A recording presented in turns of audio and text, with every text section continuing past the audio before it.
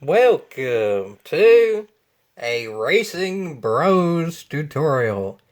Yes, folks, we are to that point, but that point is a whole heck of a heap of people speedrunning this game.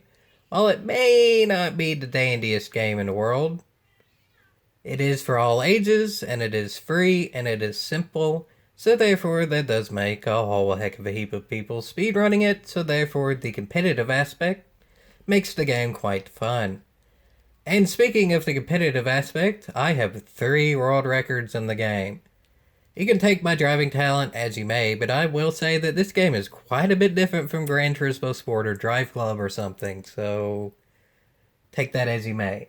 But anyway, for the 3 world records that I have, the tutorial today will be on the world record that I have for the time trial at the Olympic track. They don't have official names, so it's just kind of unofficially called the Olympic track. But it's the one with the massive jump, and it's the one where you ultimately go into a stadium. So it's that one.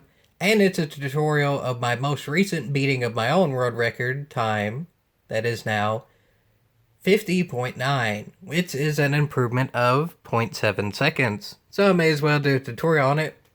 Because quite frankly, I think this lap is about perfect.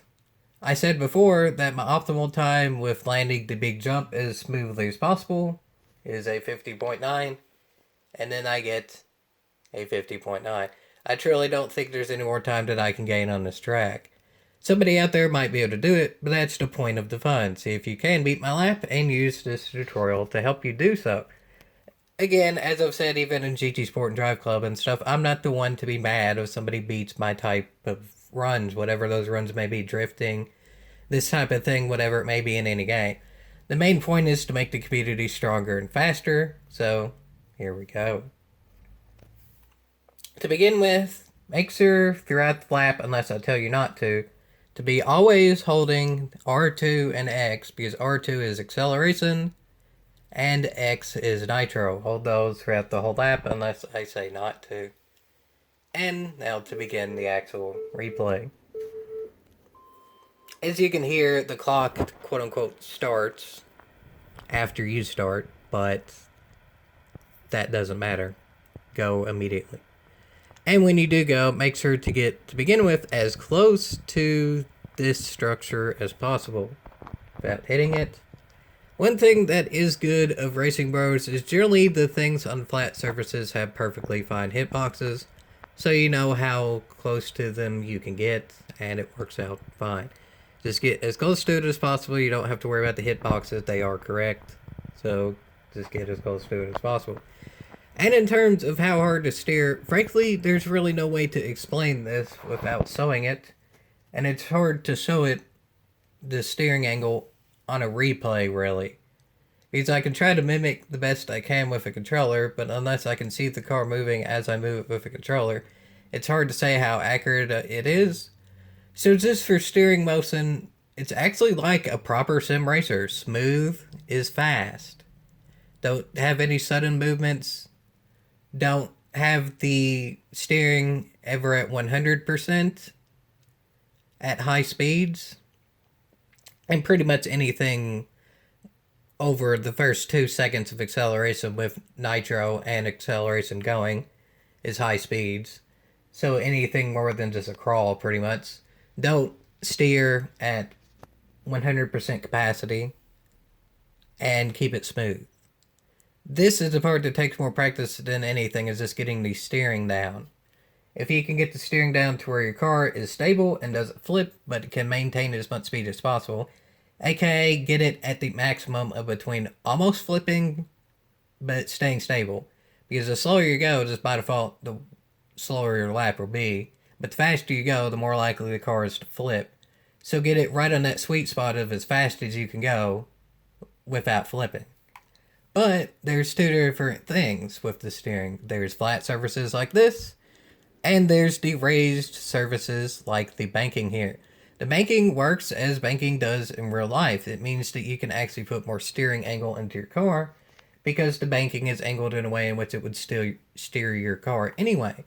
So then that means once you get on the banking, you can actually steer a little bit harder.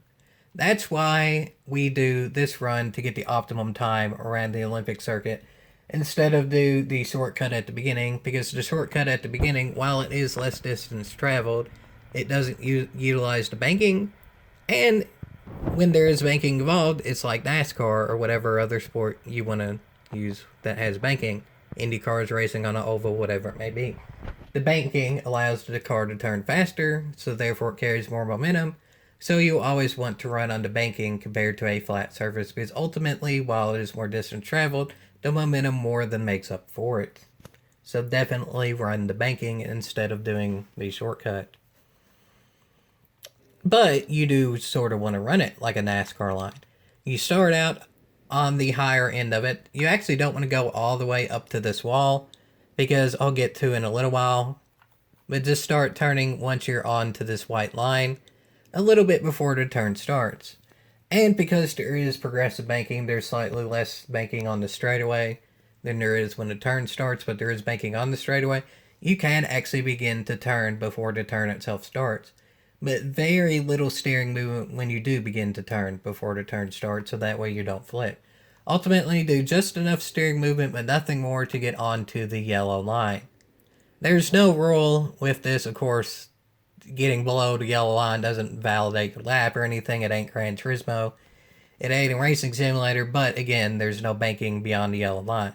So essentially, you just want to get to the yellow line and nothing more, because then you're off the banking and it's ultimately slower. So to the yellow line, and then, like actual simulation racing, you start out more on the outside, go to the inside in the middle of the turn, and then ultimately work your way to the outside, exiting the turn, so that way you can carry the most momentum possible. You hit the apex right on the middle of the turn, so that way it's the least distance traveled then, and you can then carry the most speed out. Again, you don't go all the way to the wall on exit of the turn, because, well, this is where I explained the times before when I said why you don't go all the way to the wall. Ultimately, there is a certain amount of momentum you want to carry to this jump. And this particular jump, in order to get the most momentum out of it, again, you do the line that I took. Don't go all the way to the wall, because then you're carrying too much momentum. And make sure you hit the jump where I do. Pretty much where the yellow line starts. At the angle of the jump itself. Like, angle your car at the angle of the jump, so that way you hit the jump smoothly and hit it at the point in which the yellow line intersects. And the most important thing, because there is a little bit of variation in which you can hit jump here. It doesn't have to be exactly on the white line, but probably half a car length either way is where you want to do it. So you can be a little bit to this side, you can be a little bit to this side, and it's generally okay. But optimally, you want to be right where the yellow line is. The most important thing, though, is jump. Jump is triangle. Make sure to hit the jump button or triangle right as you start to jump. Like, as you can see, my front tires are almost hitting the jump, but not quite. This is mostly a timing, rhythm, and practice thing. Just keep on practicing, and you get better at timing it. If you jump too early, your car will bounce some and lose momentum. If you jump too late, where ultimately you don't really jump, because by the time your front tires hit, you don't jump. And it's essentially slamming into a surface. It bottoms out, so it slows your car down. So, again, jump too early and your car will bounce. It just hits at a wonky angle. And then jump too late, it will bottom out and lose speed. So, optimize it to where you don't then hop when you actually land. And also not bottom out. So, basically just do it right before the jump starts. And then you're good. But this is the area where you actually want to start letting off the throttle and the nitro. Beginning, well, you can see it right there. There's honestly no real way to mark exactly when to do it, because there's nothing else to look at. Like, some people like to do their markers of when to brake for turns, and in this case jumps, by looking at the trees around or the barriers around or whatever. Yeah, that doesn't exactly work here, folks, because you're higher than all that. This jump is higher. than anything else. So the best thing that I can say here is practice. There's really nothing more than I can say for that. This is actually extremely hard even for me. I rarely ever land this jump smoothly because I can rarely ever get this right. This is the hardest part of the track even for me, and I have the world record as of now. I get this right, I'm not even kidding, maybe 2% of the time. Like as right as possible, 2% of the time. Which means landing the jump smoothly and where I want it, which I'll get to in a minute. But to start out, the best I can say is get off the throttle in the nitro here, and then immediately get on to the brake, which is L2, and the emergency brake, which is square. The emergency brake sort of kind of works like it does in real life, but not really. It's sort of there, as Racing Bros even made a video to say it on the 4 Gladiator Studios YouTube. It's there more to keep your car stable, but it does slow you down as well. So, very moderate use of the e-brake will not make your car loose. It's there ultimately to tap and make your car actually more stable. It's fine, and then just use the brake to slow your car down. Yeah, that makes sense. It always works. Use the brake combined with the emergency brake because you don't use it for much until you begin actually jumping. When you begin actually jumping, get back on the nitro. Just barely. Actually, I do really just tap the nitro, so I guess just ignore that. I think you actually can tap the nitro a bit to try to get your car stable, but ultimately just look at it, see if it's stable, and go by there. If your car is not leaning one way or the other at this point, then you don't really have to worry about the nitro. And then just continue on downward to jump. You cannot control your car mid-air in this game, so once you get it to this point, you're just dealing with gravity here, and I hope you get the angle correct. Again, I only get this right like 2% of the time in the best way possible. And the best way possible is, again, there's no controlling it at this point, so I'll just go to the landing. The best way possible is landing it just beyond this barrier, as straight as possible, like both tires hitting the ground as good as possible, which I didn't actually get here, but there is a slight margin of error for landing smoothly. The most important bit of landing smoothly is that your car is in the same position of its front bumper and its rear bumper. Like, it can be leaning to the left or the right, but the front bumper and the rear bumper need to be about at the same position. Like, if one side of the front bumper and the rear bumper hit at the same time, unless it's way on one side or the other, it's okay. But just make sure at least some part of the front bumper and rear bumper is hitting at the same time. And then you land smoothly. I guess if I was completely perfectly straight here, it would be very slightly faster, but I do land smoothly and maintain the speed that I was carrying. So ultimately, I don't think it matters. I think there is a slight lenience here for you don't have to be completely straight and you still can carry all the momentum from what I can tell. But once you do land and once you are stable, which again I rarely ever get right, because look at all the things you have to get right. This is a narrow little area to land, and you just have to get barely enough speed to be able to get beyond this barrier, but you can't carry too much speed or you hit this pole here. So that's extremely tight of an area to get. Now granted, you can land on this side, but because you're farther out, that's ultimately more distance traveled and it's slower. If you're wanting to just improve your lap or whatever, and you're not to a world record pace, there's a lot more room trying to land on that side. Ultimately, that means if you're getting off this jump, just angle your car slightly more to the right at about this point, and you go there. But again, very slight steering movements at any point in the track, whether it's a jump on banking or straightaway, just slight and smooth steering movements. But because it is more distance traveled, it is slower landing over there. So because I am going for a world record and to get it optimal of time as possible, I do land here. But again, it is really hard to land here smoothly. It is really extremely hard.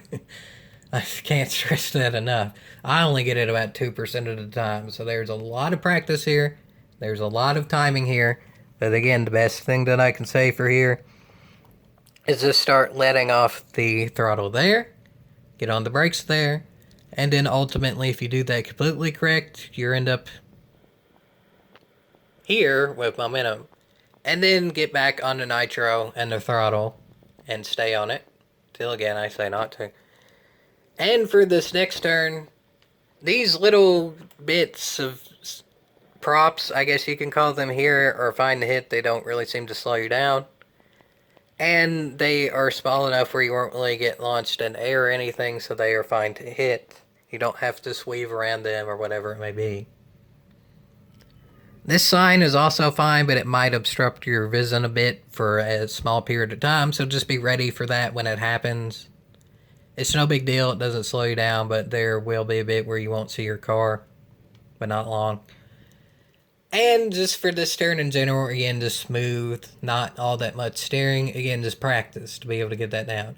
But if you've already were able to get a lot of momentum through the first bit, at that point, if you can carry momentum then, you know how to steer for this section.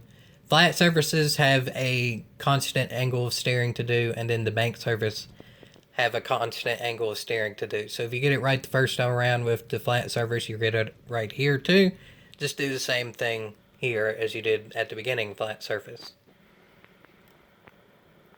And then here, as you can see, I do wobble a bit when turning to the left here, but wobbling like this on a flat surface does not lose you speed. Again, you want to be right at the maximum between carrying as much momentum as possible and not rolling on a turn.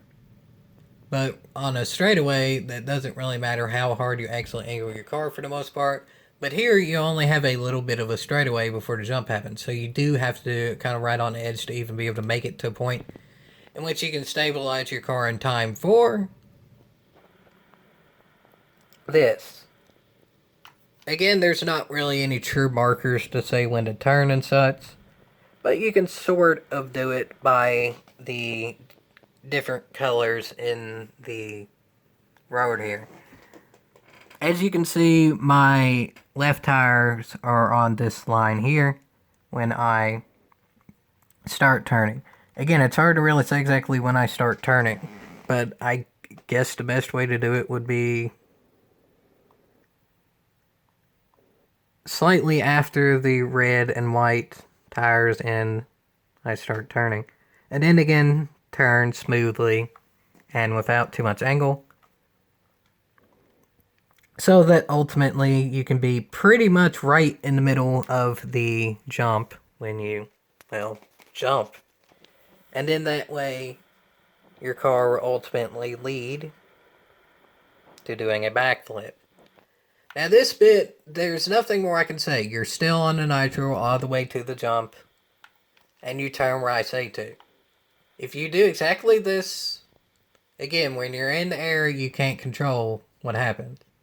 So if you just do exactly this and were able to carry as much momentum as I did and turn at the precise point and all that, your car will do a backflip, get off the nitro and the throttle while you're doing said backflip,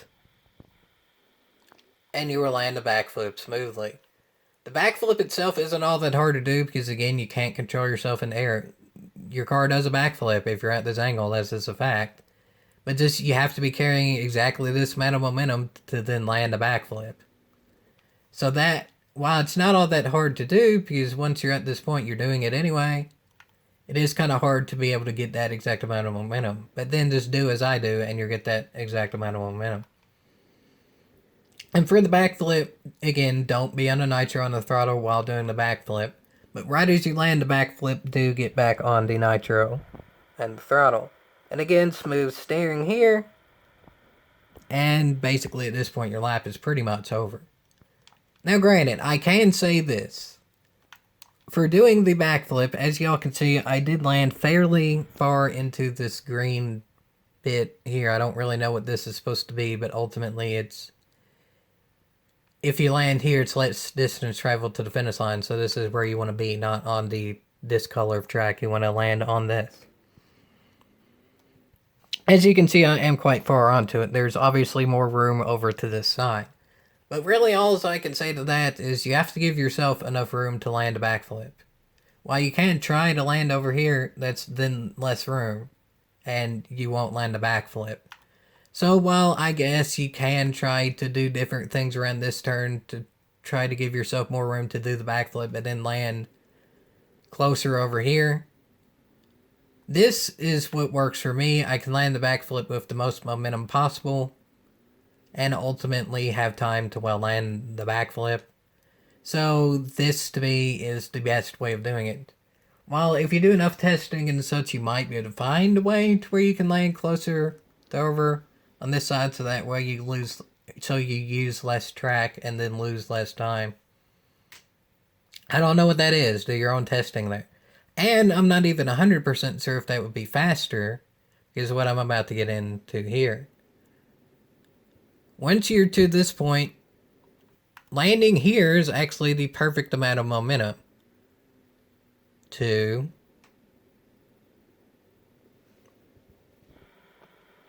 jump right at the end of the green thing and land right at the finish line.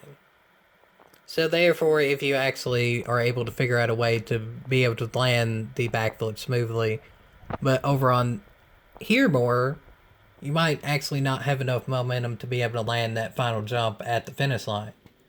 And it's not the end of the world because you can get it pretty close, but when you land, just by default, you lose speed. You're faster in air because there's no friction and such. Plus, when you land like this, too, your car gets unstable.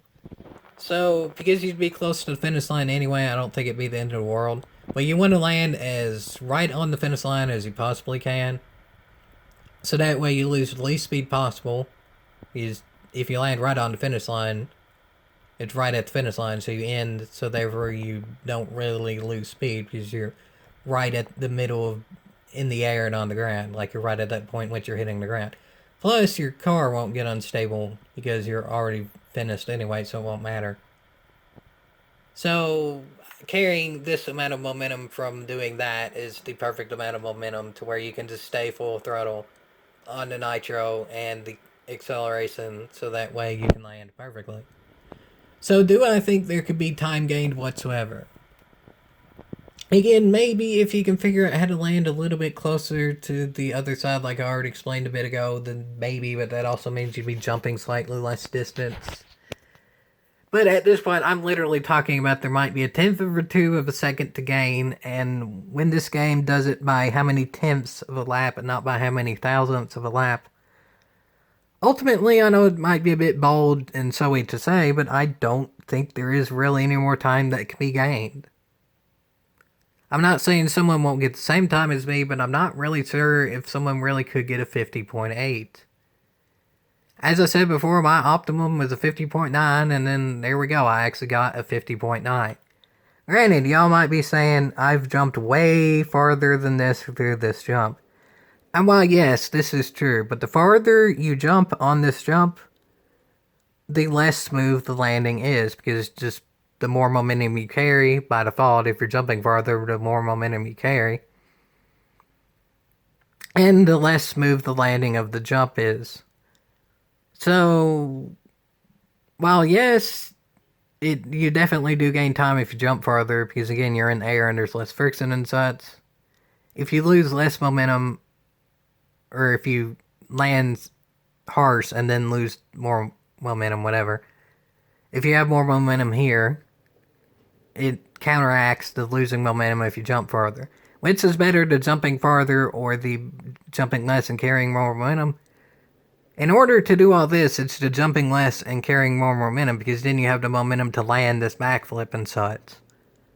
So, I would say this tentatively, but there's also the thing where, yeah, you could get extremely lucky and you can carry a lot more speed on this jump and then ultimately bounce, and then if you get an extremely lucky bounce, you might land in an area where you can carry more momentum, or you just land so much farther than the track it more than counteracts the momentum you have. But beyond this too, this wall continues, so unless you can land in this area to then enter through there, you have to go around that turn, which is slower. Or, of course, you can do this. I've only ever did it once, but there's this. There's this, folks. This is a thing that I only ever did once. But pay attention here, folks. This is the grand finale. I go off the big jump. I do carry as much momentum as possible. And my car flips to the point of I hit this guardrail at this angle. And then my car does this. I fly completely over the stadium. And I land at 41 seconds. Pretty cotton picking close to the finish line. I get an extremely unlucky bounce here and I actually bounce backwards. So that kind of screws me over. But if you get a lucky bounce on this and bounce forwards, you can probably get a 46 or 40-second lap time. 46 or 47-second lap time. I only ever did this once. And the way that I'm doing it right now, I think is the optimal time has been gained. But if you can figure out how to get this right, you'll beat my lap time and then some. I only ever did this once, so really about all I can say is get this much momentum off the jump. Again, pretty much in the exact same place. You do actually jump here. You press triangle here and jump. Unlike before, you just go. You don't jump. You don't press triangle button to jump. Here, if you're trying for that strategy, you actually press triangle to jump off to jump as well. You stay on the nitro. You stay on the throttle. Your car, it's pretty random if you do stay on the throttle and stay on the nitro and do jump off here. It's pretty random with the angle your car goes off it. Again, you want your front bumper and your rear bumper to land to carry momentum. Obviously, they're not going to land at the same time when you're like this. But if your rear bumper hits that at that angle, you hit that guardrail. You fly above the stadium to the point of you can land on the final straightaway. If you can actually angle this to where, say, your car is